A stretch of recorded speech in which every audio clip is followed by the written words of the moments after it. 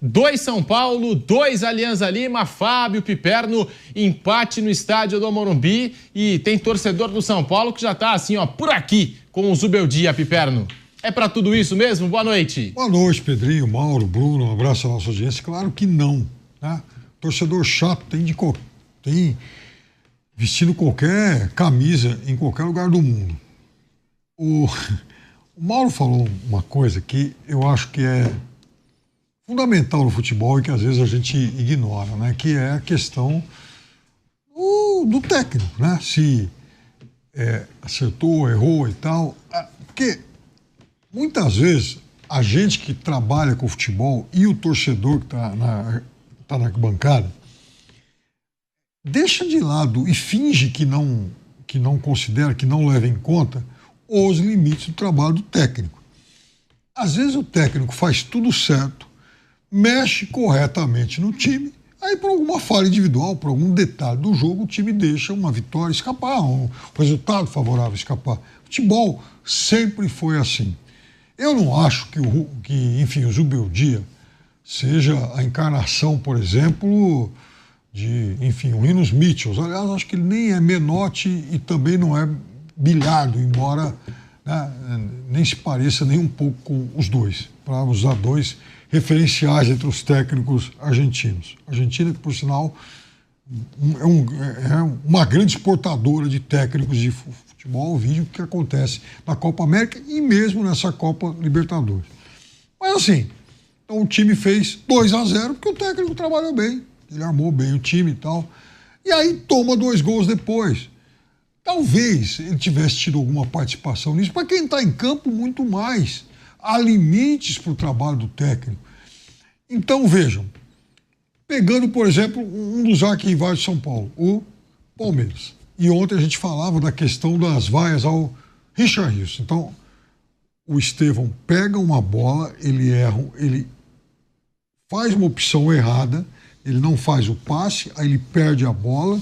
Aí o Richard Rios divide com outro jogador, a quem considere que ele foi displicente, porque ele tentou algo diferente. Aí esse jogador pega a bola, corre com ela, faz um passe em profundidade, aí o outro que recebe, ele enfrenta a defesa inteira que está bem posicionada, mas o zagueiro talvez tenha dado o bote errado e o goleiro caiu tarde. Resultado, a culpa é do técnico, que é burro, que não armou direito, e também do cara que foi displicente lá no princípio da jogada. Será que esse tipo de juízo de valor que a gente faz é de fato justo? Quer dizer, como é que a gente vai se preparar para lidar com as imprevisibilidades do futebol? Aí ontem, por exemplo, o Palmeiras, em muitos momentos do jogo, ele foi vaiado, aí você vai pegar hoje, dos 7 times brasileiros que estão jogando um negócio chamado Copa Libertadores da América, o Palmeiras é o único que tem 100%. Olha só que coisa maravilhosa.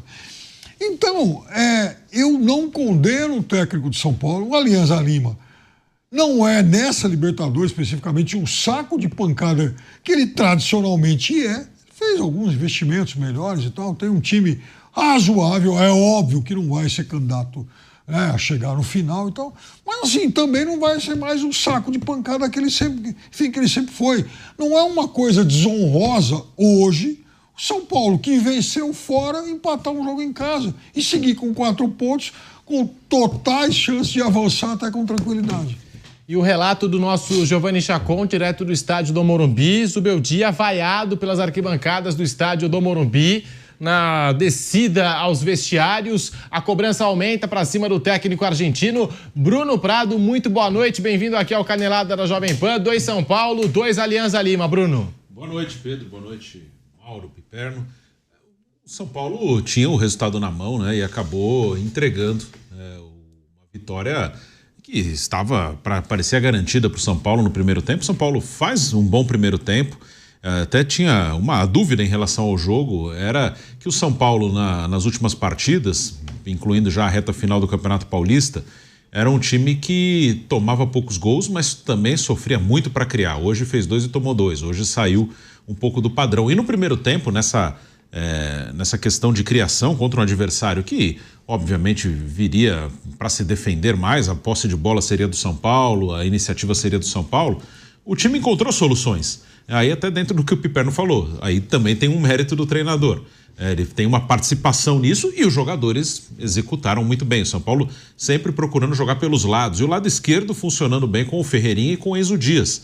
O São Paulo faz os 2 gols por ali. O primeiro gol, uma bela jogada do Ferreirinha, que é um cara que erra muito, acerta muito, que é uma coisa que eu falo bastante aqui sobre a média, né, dos jogadores dos times grandes do Brasil, que eles não são jogadores ruins, né, mas às vezes as pessoas esperam algo que os caras não podem entregar. Um jogador como o Ferreirinha é habilidoso, tem drible, mas erra muito, erra a tomada de decisão. Hoje foi um dia bom dele. O que não quer dizer que domingo contra o Cruzeiro vai ser outro dia bom, porque ele oscila. Como outros jogadores que atuam aqui no Brasil em times grandes oscilam, que é natural. Os jogadores que estão no nosso mercado... Então, Michael, Ferreirinha ou Facundo Torres? Eles são parecidos. Isso aí. Aí vai ter momentos, né? Vai ter um momento que o Ferreirinha vai estar bem. Hoje foi um grande jogo dele. Aí vai ter o Michael